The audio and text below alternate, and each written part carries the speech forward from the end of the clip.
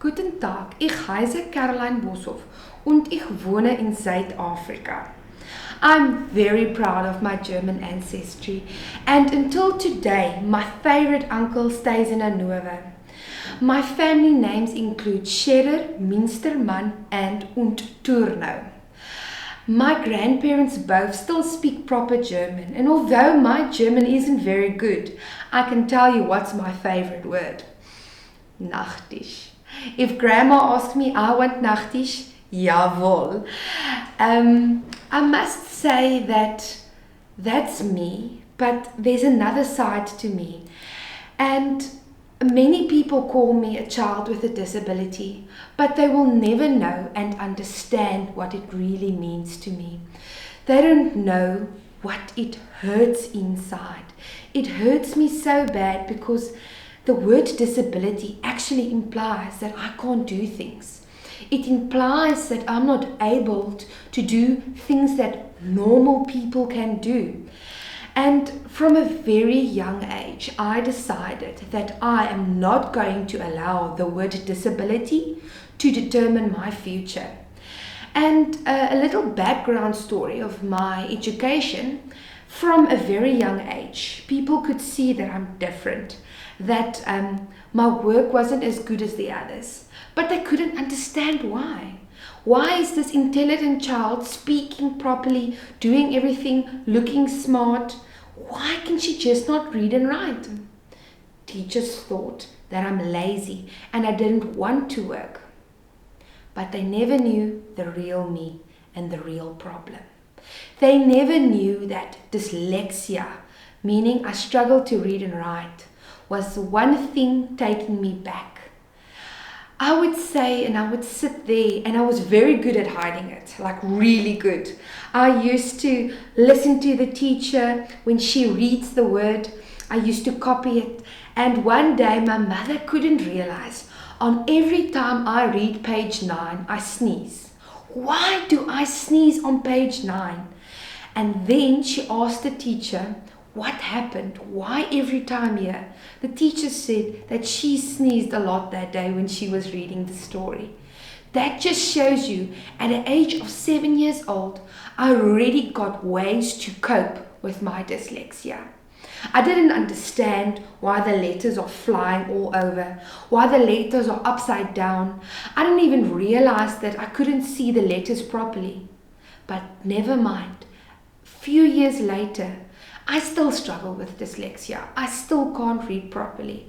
Maybe I'll never be able to read fluently, but with the right technology and the right system of devices, I can do anything I want to. I can read books. I can do university work.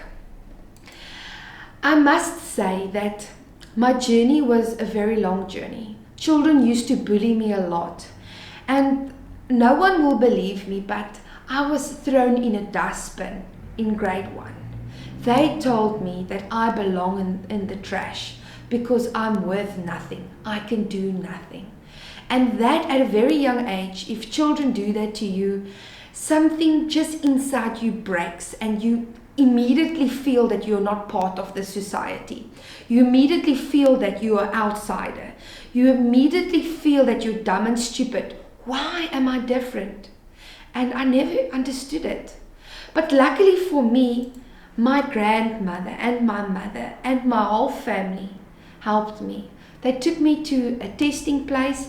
They tested me. They said I have dyslexia. What now? And my grandmother helped me to read and write. She's a teacher. My grandfather helped me with maths. And my life started getting better. My faith, I got faith. And I started believing, and I believe that I can do all things through Christ who strengthens me. Philippians 4 verse 13. And that was my motto right through school. To think that I can't do anything, from being teased so bad, breaking down my self-esteem, until I have hope. And maybe never I'll be a good reader, but I'll always have something that people don't have, and that's hope. Hope for a better day, hope for a better future. Because from a very young age, I decided that this dyslexia is not going to rule my world. Once a newspaper reporter asked me, what if you didn't have dyslexia? Would have you been so successful? What would have been different? Who would have Caroline Boshoff been? And I looked very hard in the window and I thought, what would I've been? Would I've just been a normal child, playing TV games, giving attitude to my mother, doing different things? And yes, I would have been just a normal child. I would have never had that stride. I would have never wanted to do something better. I would have never ever wanted to do certain things to prove to other people that I'm normal. But in actual reality, I'm proving that I'm different. And that different isn't wrong. Different is never wrong when you are proud to be different. I was born to stand out and not stand in. And people will always admire the successes I did. I'm currently in my second year at the University of Nelson Mandela, studying teaching. I came first in the Eastern Cape in my matric year. So in South Africa, that's the last year of academics. And I came first in the Eastern Cape for students with disability. And I did it. I looked down there at the stage when I got my trophy. And I didn't see one child who bullied me. I didn't see one that didn't believe in me. I only saw the people that loved me. I only saw the people that said I can do it.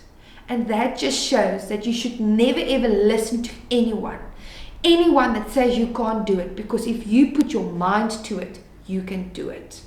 And that's one thing I'm happy that I decided to do, that I will never give up.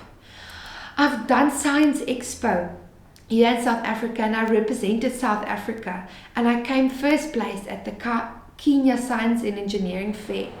I represented South Africa and I have a disability. The sky's the limit. I appeared many times on the TV and newspapers because I'm an activist for people with disabilities. Because I believe with people with disabilities, no matter whether you're deaf, you can't see, if you have a physical disability, mental disability, that you can do what you do the best. And you should believe in yourself because no one else will. You should believe in yourself. You should get a structure of people that love you and that will support you. And that's one thing that you should always and never be scared to speak from the heart. I would say that organizations like APD really helps people with disabilities because they give you a home away from home. They will help you when you're in the need of most. Remember when the start of the video I said that I was in a very down valley. I was very upset. I was very sad. That's the whole thing. You should accept your disability. Once you accept it, anything is the sky's then the limit. But it's very hard to accept. Even me, that I'm 20 now, it's sometimes very hard for me to accept. Because every time if I have to read something, I must tell, listen, yeah, I can't do it. And every time it happens again and again. And later on it's very sore. It's a touchy subject. But you must accept it. It's the first step. Like Martin Luther King, I had a dream. But my dream wasn't a big dream to change the world. My dream was a small dream to change myself. Being different of other children isn't easy. And to know your limitations is very hard. But the first thing you should do is you should believe in yourself. And I accepted it. I believe in the Lord that gives me strength. And I know my disability makes my abilities so much better. Thank you, ladies and gentlemen. And please remember that you can do anything you put your mind to. Bye. Auf Wiedersehen.